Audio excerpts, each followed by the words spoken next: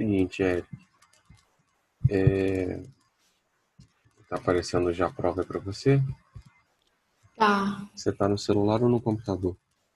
eu tô no computador. Então, faz o seguinte, eu já abri o teste de história. Vai lá na parte onde você vê as provas e vê se você consegue pegar seu teste de história. Bom dia, Ilana. Eu já, eu já tô com ele aberto. Então, beleza. Ilana, bom dia. Pega o seu teste de história para a gente começar a fazer a vista, por favor.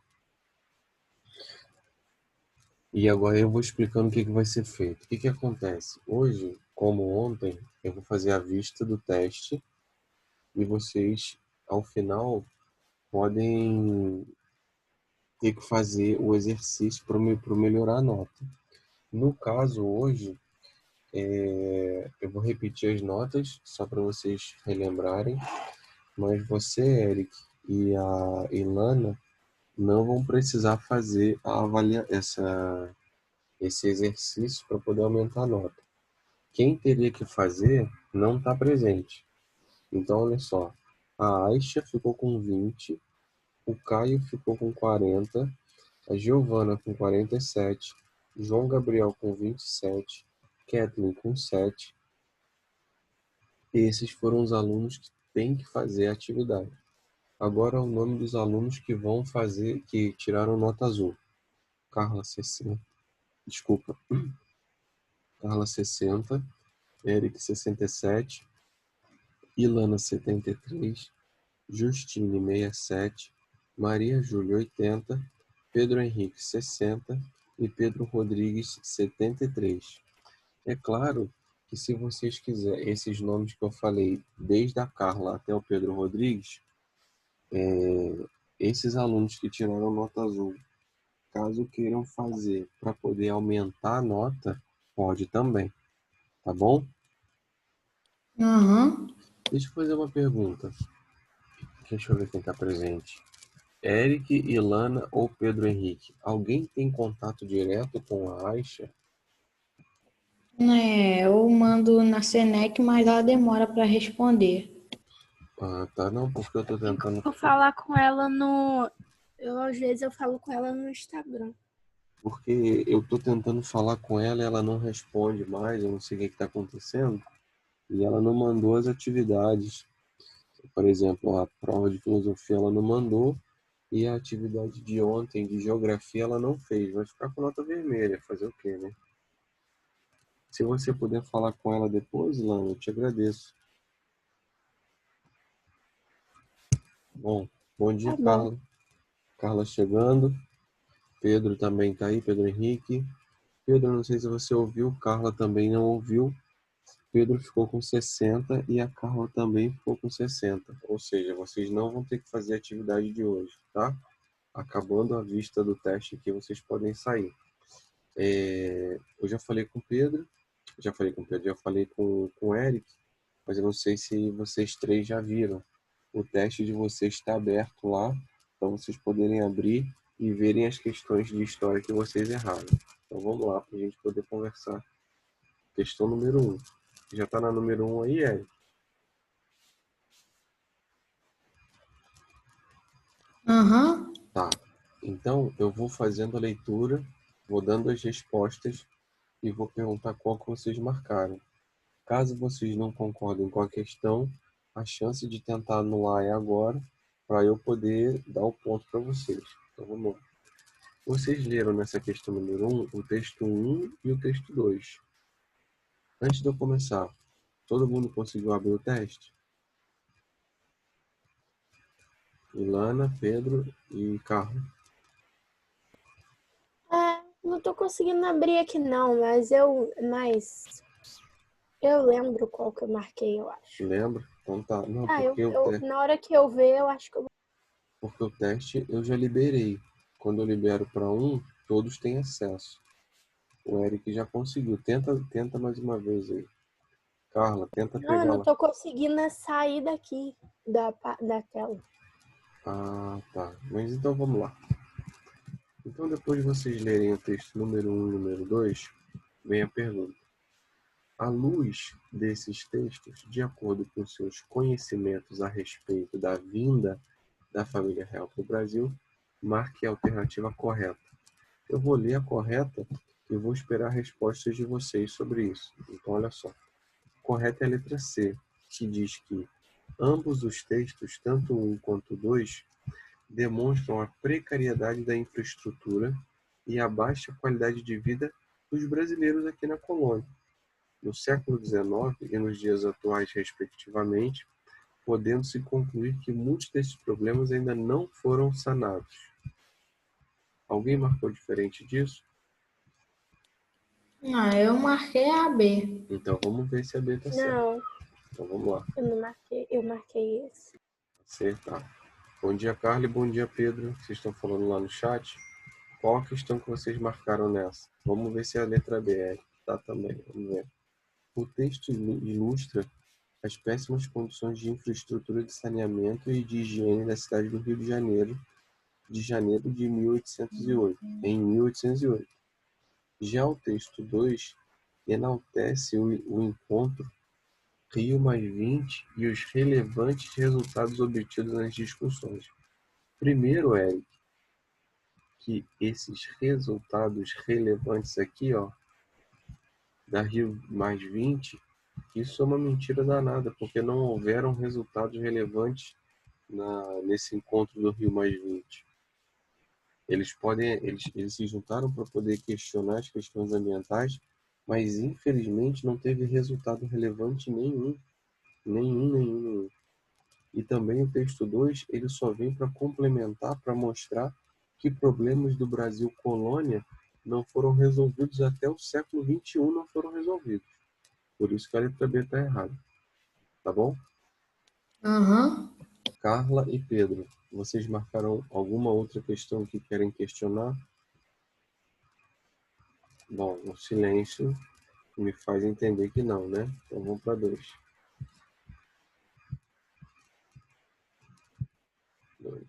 2. Aí. No início do século XIX, no contexto da disputa pela hegemonia comercial e militar entre duas potências europeias, ocorre um fato que teria reflexos de grande importância, inclusive na história do Brasil. Esta charge retrata esse acontecimento.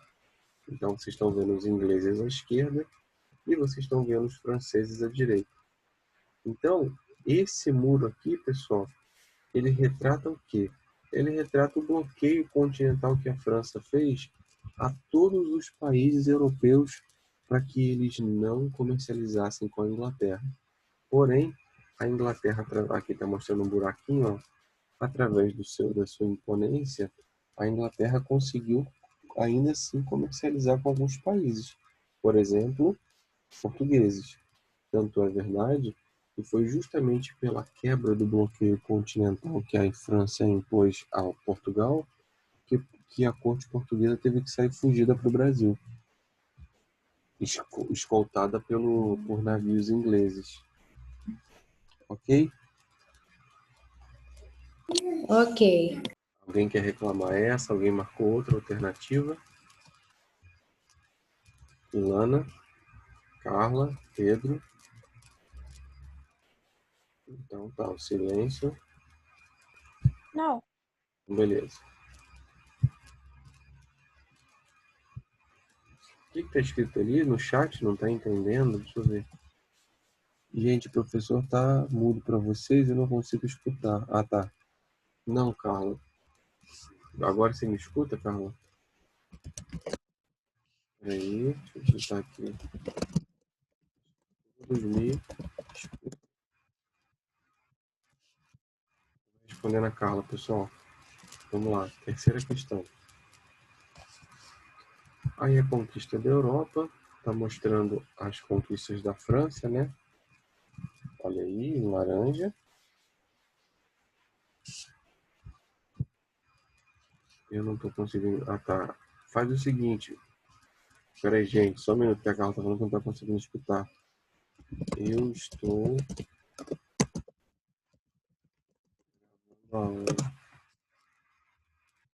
Pronto, então eu voltei. Aí, Sobre o bloqueio continental é essa linha rosa, ou seja, a França quis impor a todos os países continentais da Europa a não comercialização com a Inglaterra. Alguns países não obedeceram, por exemplo, Portugal.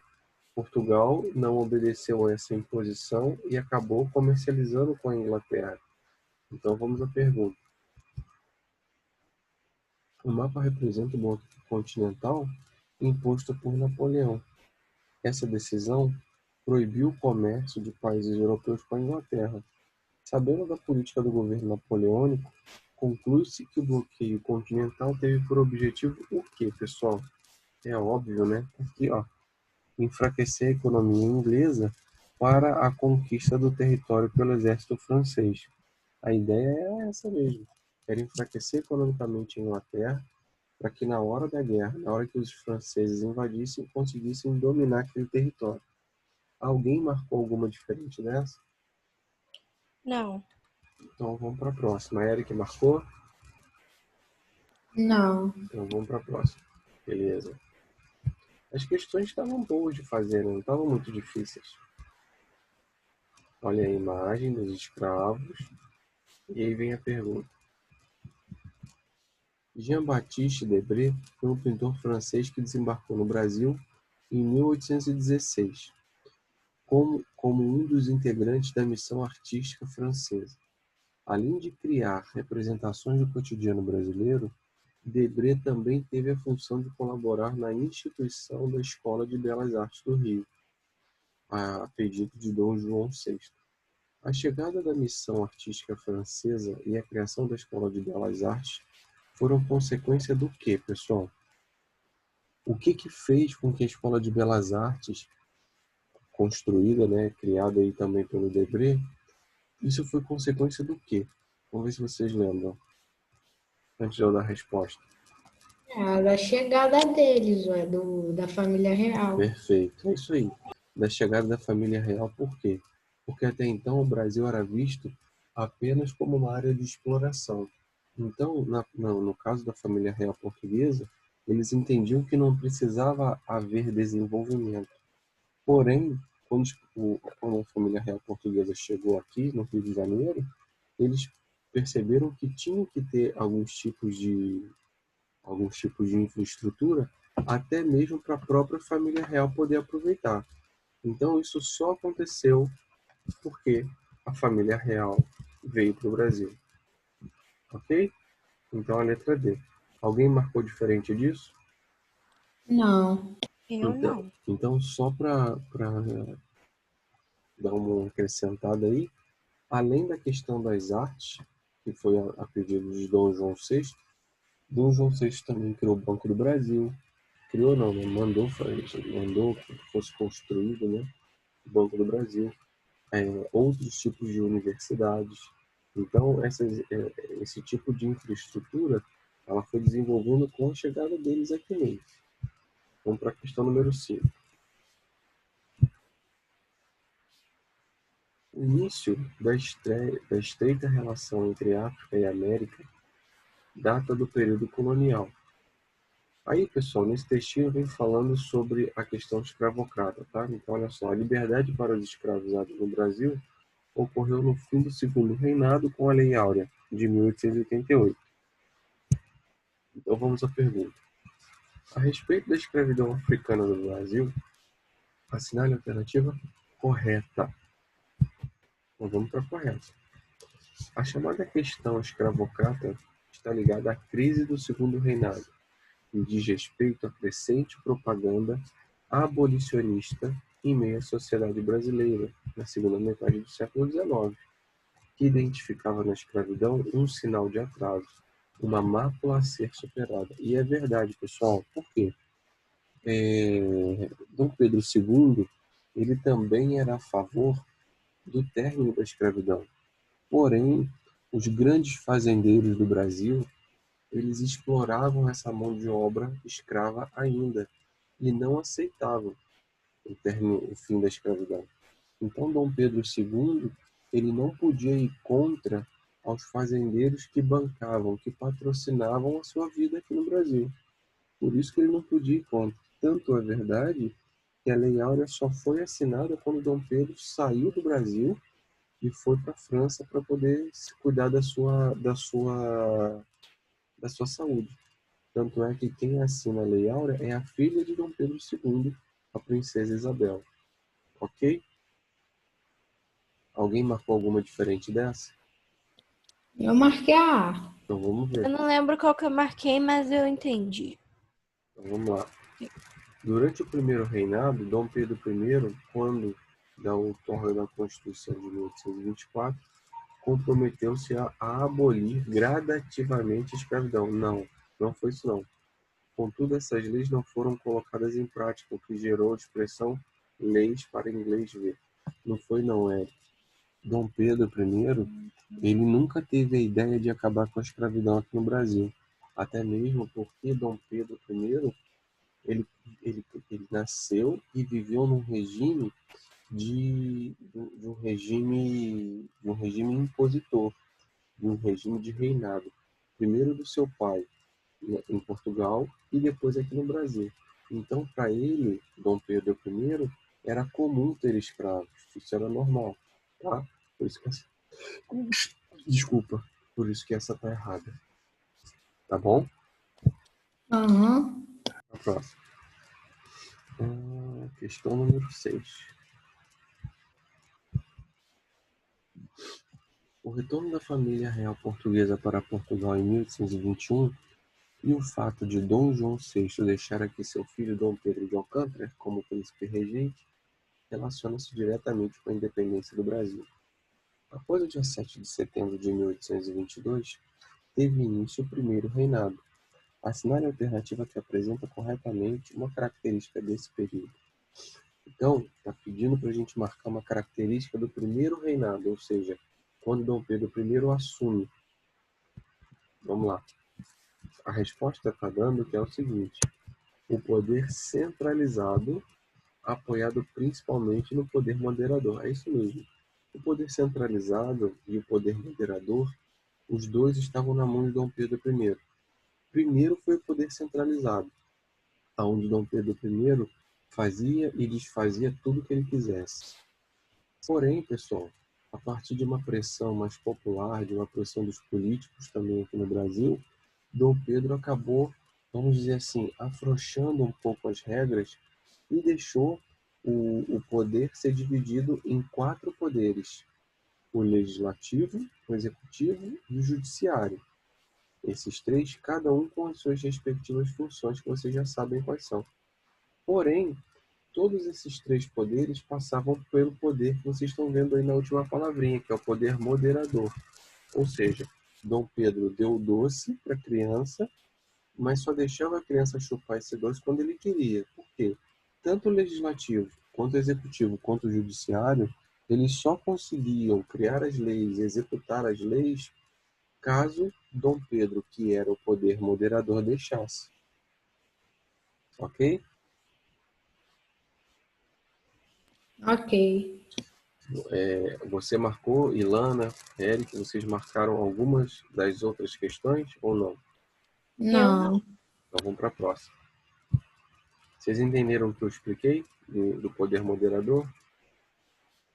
Aham. Então tá. Uhum. Agora vamos falar das revoltas. Apesar de não terem uma moldura única, as revoltas do período a que o autor se refere apresentam em comum a. Então, nesse caso aqui, pessoal, está falando sobre as revoltas do período regencial. Lembra que o período regencial foi um período quando Dom Pedro I volta para Portugal para lutar contra o seu irmão Miguel e consegue assumir o trono de novo em Portugal. Só que o Pedrinho, né, Dom Pedro II, ele ainda era uma criança e não podia assumir. Então esse período ficou conhecido como período regencial. E aí, sobre esse período regencial, o que se fala sobre as revoltas? Por que elas aconteceram? As revoltas aconteceram porque os fazendeiros, eles estavam lutando contra essa oposição ao poder centralizado. Porque o que os fazendeiros pensaram? Poxa, Se Dom Pedro I foi para Portugal, esse poder ele vai se dissipar, ele vai se espalhar. E também eles pensaram que seria mais fácil conseguirem uma independência, tá certo? Do Brasil, para que eles pudessem começar a lucrar mais. Porque tudo que eles produziam, principalmente no norte e nordeste, com a cana-de-açúcar, tudo que eles produziam, grande parte vinha como pagamento de imposto aqui para o Rio de Janeiro. E eles não aceitavam, ok? Aham. Uma única coisa que eu quero comentar com vocês sobre isso é que essa luta pela independência, ela só não continuou porque os fazendeiros perceberam a força que os escravos e a grande massa populacional tinham.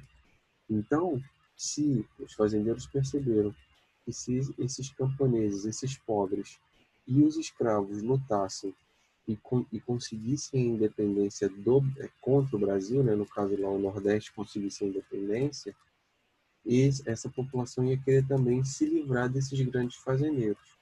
Então, por medo dessa ação popular contra os fazendeiros, os próprios fazendeiros começaram a enfraquecer esses movimentos. Tá bom?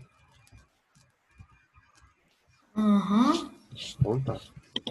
Vamos passar para a próxima.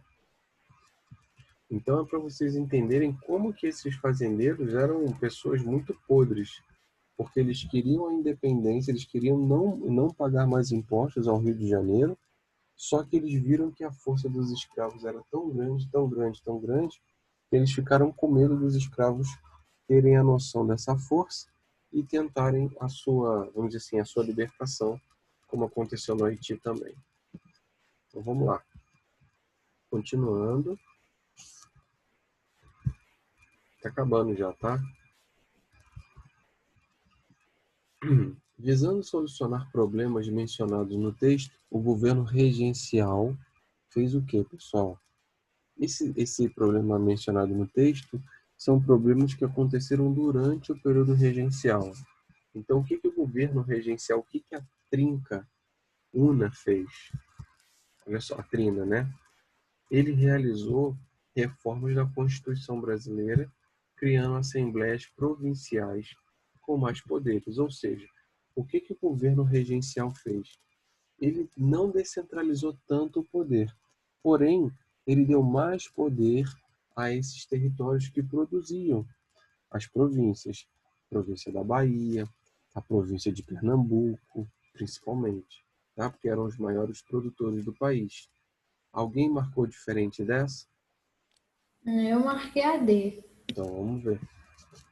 Fortaleceu o poder executivo, reduzindo o poder dos presidentes e das assembleias das províncias. Não. Por que não foi essa, Érico? Porque as províncias, eles estavam lutando politicamente agora, né? Lutando para que justamente as províncias ganhassem mais poder. As províncias estavam reclamando da seguinte forma: poxa, nós somos os maiores produtores de verba, de dinheiro do país. Por que nós não podemos ter maior poder de voto? Por que a gente não pode ter interferência nas assembleias também?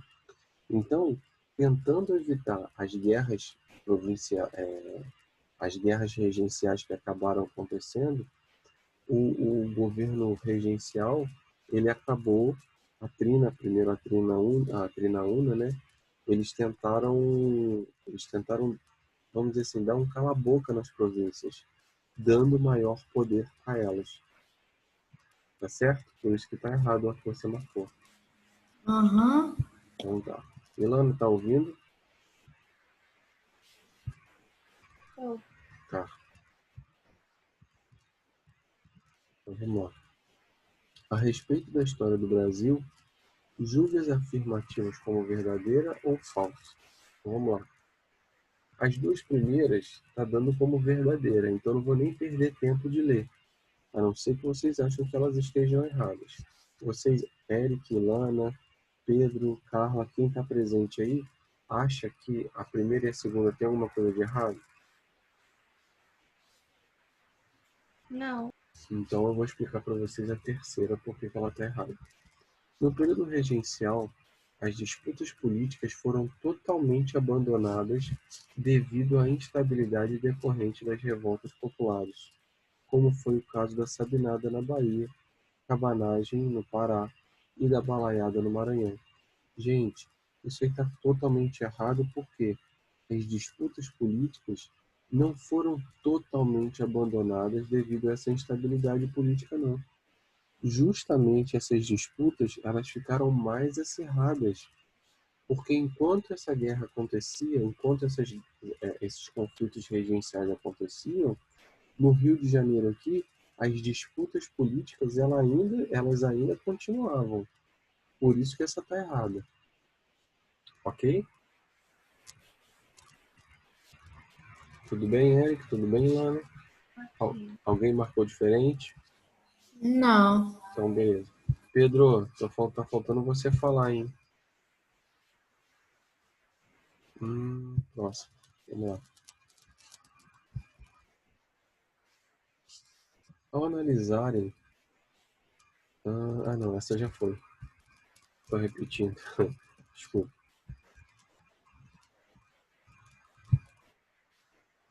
Agora sim. Dentre diversas batalhas entre a tirania e o direito que ocorreram na história do Brasil, pode-se citar conflitos importantes ocorridos durante o governo de Dom Pedro I. Esse imperador demonstrou autoritarismo ao fazer o quê? Vamos para a resposta correta. Outorgar a primeira Constituição do país, procurar anexar a província cisplatina ao território brasileiro e ao reprimir violentamente movimentos contrários ao centralismo monárquico, tais como a Confederação do Equador. Corretíssimo. Tudo isso feito por Dom Pedro I mostra como ele era impositor, mostra como seu poder era centralizador. Ou seja, o que foi a Confederação do Equador? Foi aquela junção entre as províncias do norte e o nordeste para tentarem lutar contra essa imposição do imperador. O que Dom Pedro I fez? Foi e desceu o pau neles. Tá certo? Uhum. E na Constituição, a primeira Constituição do país, Dom Pedro, quando ele não concordou com as coisas que estavam sendo feitas lá pelos senadores, pelos políticos, ele fechou a Assembleia, essa primeira Assembleia que estava tendo, e ele que pegou a Constituição para reescrever, com a ajuda de José Bonifácio. Ok? Alguém marcou diferente dessa? Ilana, Eric? Não. Então vamos para a próxima.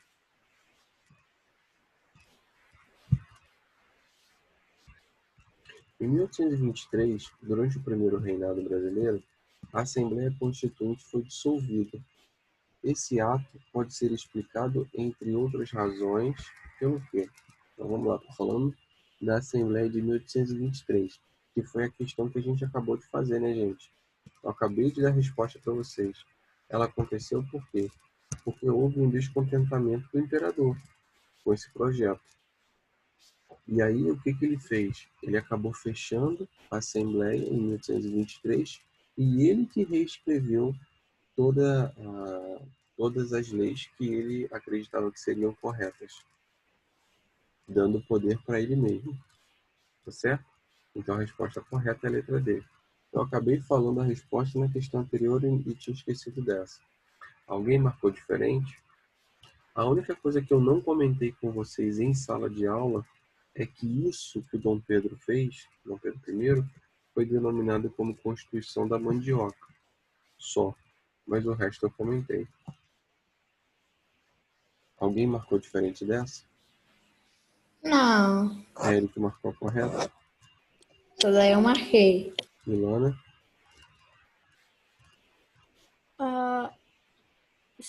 Acho que eu marquei essa aí mesmo. Não, porque se vocês estivessem errado, essa era uma das questões que eu poderia anular. Porque a explicação sobre o que Dom Pedro fez, eu expliquei para vocês, como eu acabei de falar. Só que eu não dei a denominação da Constituição da Mandioca. Eu não dei esse nome. Então vocês podiam pensar que era uma pegadinha. Mas como vocês acertaram, vamos para frente. Eu acho que você já tinha falado, mas foi só uma única vez. Eu Fez, nem, parece familiar. nem eu lembro. Vamos lá. Bom, artigo 90 e o artigo 92. Aí está mostrando aqui, ó, são excluídos de votar nas assembleias paroquiais. Ou seja, quem não podia votar? Aí aqui vem mostrando. Ponto 1, 2, 3, 4 e 5. Aí vem perguntando embaixo. De acordo com os artigos do dispositivo legal apresentado, o sistema eleitoral instituído no início do Brasil, do Império, era marcado pelo quê? Pessoal, ele foi marcado pelo voto censitário. Por que voto censitário?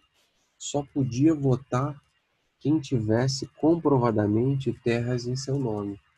E esse voto era considerado um voto indireto. Por que um voto indireto? Somente a elite podia votar, somente quem tinha terras no seu nome, quem tivesse bens no seu nome, tinha o direito de votar. Quem era escravo, quem era pobre, não podia votar. Ok? Essa daí eu falei bastante com vocês. Não tem nem outra alternativa que vocês poderiam discutir sobre essa. Mas o voto essa palavra censitário, quem Hum. tivesse renda alta poderia também se eleger? Então, ele poderia se candidatar Ah, de acordo com os apoios políticos. Por exemplo, um grande fazendeiro, ele poderia se candidatar sim, mas era mais interessante para os fazendeiros colocar alguém de sua confiança lá dentro, que ele pudesse patrocinar esse senador na época, entendeu? Mas uhum, se eles quisessem, eles podiam se candidatar sim, tá bom? aham. Então vamos para a próxima. Opa, foi, esse já foi, esse aqui a gente acabou de ler. Faltam 3 questões. O ato adicional, decretado no período das regências no Brasil, estabeleceu algumas modificações na Constituição de 1824. Acerca dessas alterações, assinale a alternativa correta. Então está falando, pessoal, sobre o decreto do período das regências, tá? Então vamos lá. O que ela diz? Ela diz que as assembleias legislativas provinciais foram criadas para proporcionar autonomia política e administrativa às províncias, no intuito de atender às demandas locais. Isso, pessoal, foi um cala-boca. Por que um cala-boca? Porque quando Dom Pedro percebe que as províncias poderiam se revoltar contra ele, ele acabou dando mais poder a elas. Então essa lei aí, ele acabou deixando acontecer, porque ele ainda tinha o poder centralizado, ele acabou deixando acontecer de uma forma mais amena. Isso foi um cala-boca, ok? Ok. Então tá. Ilana,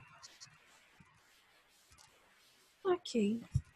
vamos para a penúltima.